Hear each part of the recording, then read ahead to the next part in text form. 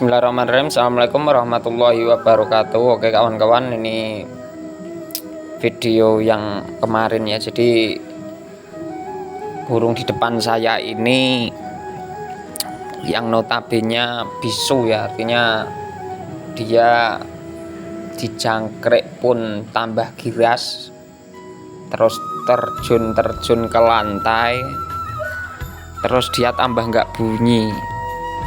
Terus kalau di kroto burung ini juga sama.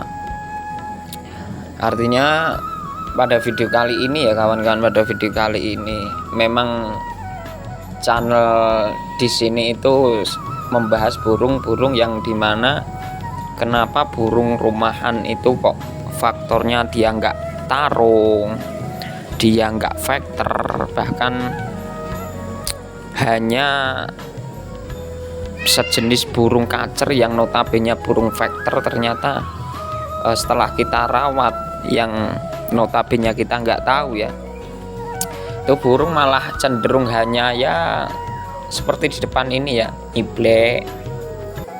Jadi burung di depan saya ini saya kondisikan dengan 0 ya, artinya fornya saya ganti yang 14% atau 16% ya.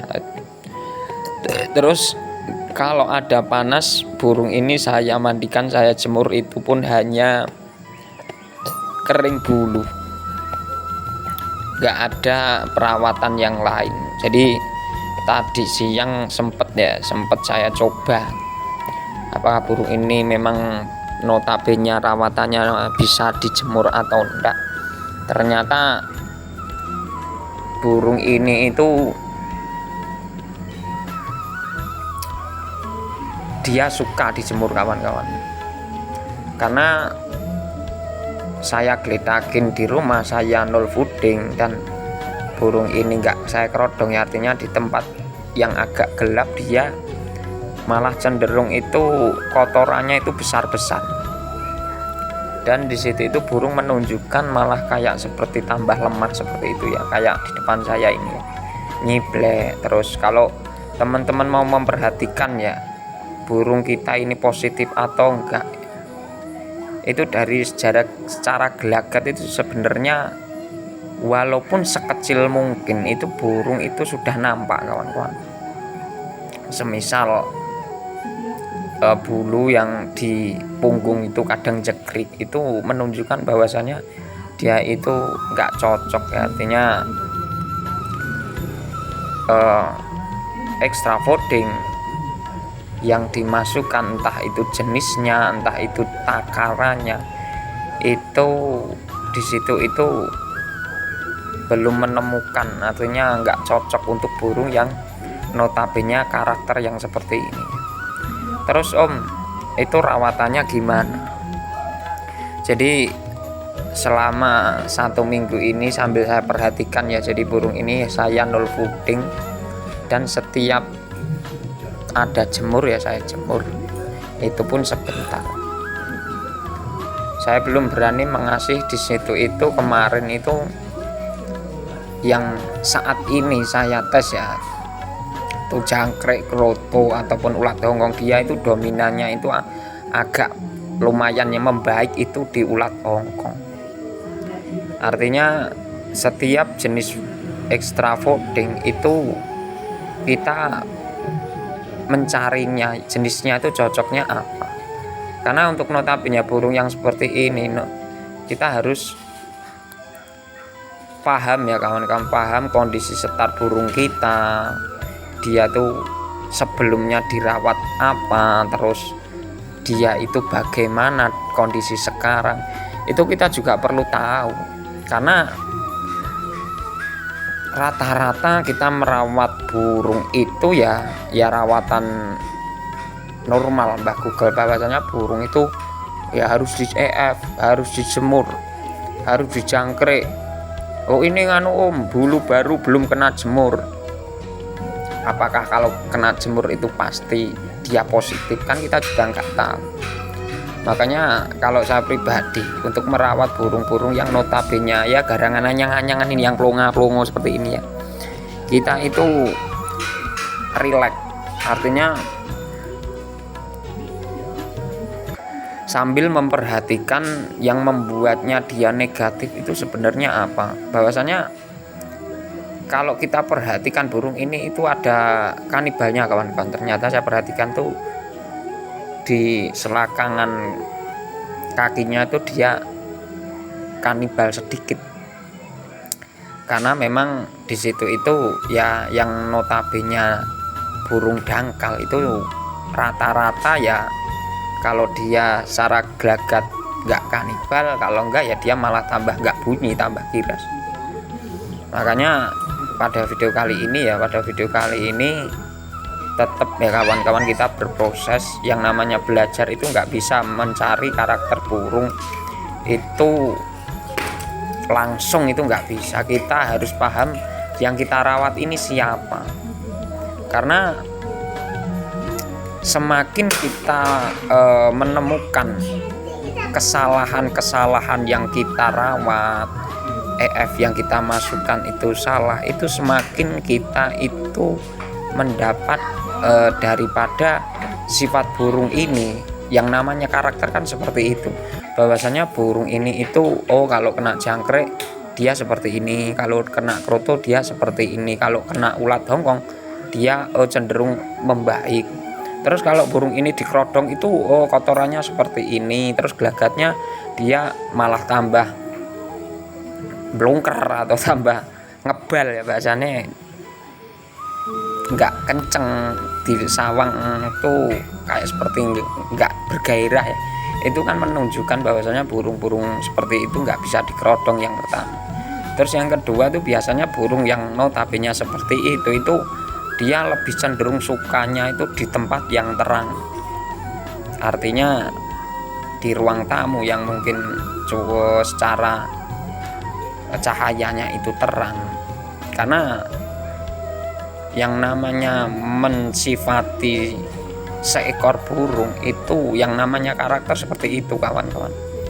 Untuk karakter burung setiap individunya, walaupun itu konsepnya sama, itu tetap ada perbedaan. Karena ya tidak menutup kemungkinan kalau burung ini secara normalnya seperti burung-burung pada umumnya, ya saya yakin burung ini sudah buat lomba ya kawan-kawan, karena melihat umurnya juga kakinya sudah deker. Tapi kenapa kan seperti itu?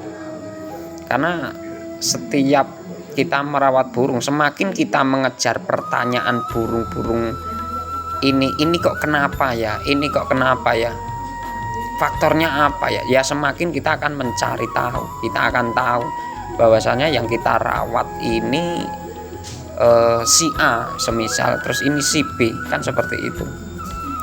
Makanya rumus untuk merawat sebuah karakter, membaca sebuah karakter, mencetak sebuah karakter itu, kalau setarnya dari burung-burung yang notabene bahan burung rumahan, nggak bahan ombyoan ya harus kita itu mulai kita menentukan di mana kesalahan-kesalahan burung yang kita rawat itu apa, entah itu jenis extra foodingnya, entah itu nanti di penjemurannya atau dia di mandinya. Itu seperti itu kawan-kawan, karena faktor jenis makanan pun itu kebanyakan yang mendasari secara 90% bahkan 80% ya, itu rata-rata di jenis extra fooding. Karena kalau sudah salah yang namanya jenis extra fooding itu ya mau diumbar, mau dijemur, mau dimandikan, mau diapakan ya salah. Karena memang dari yang kita masukkan aja tidak bisa dicerna, artinya dia itu mesin pencernaannya itu untuk burung yang notabene dangkal-dangkal seperti ini ya kapasitasnya itu melebihi. Artinya ketika dia hanya bisa mengkonsumsi misal minimal maksimal hanya 3 ekor jangkrik ataupun 2 ekor, kita masukkan 5 ya artinya metabolismenya itu nggak bisa terurai secara sempurna, dan artinya di situ sisa-sisa metabolismenya yang akan mempengaruhi bagaimana burung kita ini memperlihatkannya dengan gelagat ya. Makanya setiap proses, setiap perawatan burung itu ya kita harus mencari kesalahannya dulu, bukan mencari kalau kita rawat ini pasti dia seperti ini, tapi kita mencari di mana burung-burung yang kita rawat ini, kalau saya gini kan burung ini itu negatif, burung ini itu positif.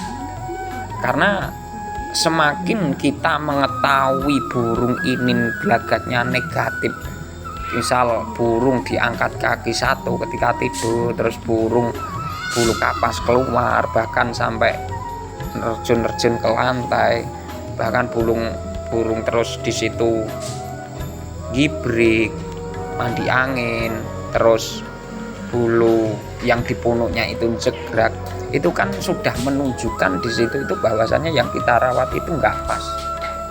Atau dimasukin jenis extra fooding kok malah manga, plongo, pahpo, lemes, jedes. Padahal burung di EF itu kalau secara umum itu kan malah tambah kuat, tambah sehat, tapi faktanya kan nggak seperti itu. Karena kita merawat burung itu nggak semudah yang kita lakukan. Artinya ketika merawat seekor kacer, ini kita beli jangkrik misal 2000, kita bisa ngasih extra fooding 5 ataupun berapa, atau 4 lah. Terus kita beli kroto juga mampu, kita beli hongkong juga mampu. Tapi faktanya apakah burung yang kita rawat ini bisa mengonsumsi jenis EF seperti itu? Kan seperti itu. Faktanya nggak seperti itu kawan-kawan. Bahwasanya untuk mensifati satu karakter untuk satu ekor burung itu kita perlu yang namanya proses. Kita mencari kesalahannya. Burung ini kalau dikerodong, kotorannya besar-besar, terus kalau dijemur malah dia berak kapur, itu kan suatu penunjukan. Kalau dimandikan dia malah kayak drop, itu kan sebuah penunjukan bahwasanya apa yang kita lakukan selama ini itu ternyata nggak cocok, kurang pas, tidak sesuai apa yang kita rawat ya. Artinya ya kita belajar burung itu ya yang mau belajar ya, artinya yang mau meneliti bahwasanya burung kita ini sebenarnya gimana sih, bukan karena burung bakong harus dirawat bagaimana, burung kanibal harus dirawat bagaimana. Ya itu konyol, kalau saya itu konyol kawan-kawan. Karena yang tahu juga perawatnya sendiri, karena fungsi membaca sebuah karakter itu burung kita itu dari jenis makanannya, terus dia mandinya, terus nanti dia kondisi di rumah itu harus sinkron. Bahwasanya kita merawat burung itu pola yang di situ itu seperti pin ya. Ketika kita EF-nya benar, terus mandinya ataupun pakai jemurnya dia benar, terus di rumah dia juga nyaman, saya rasa burung pasti akan tampil. Burung berhak tampil. Ini di luar burung yang kita bicara secara mental ya, artinya kita secara umum.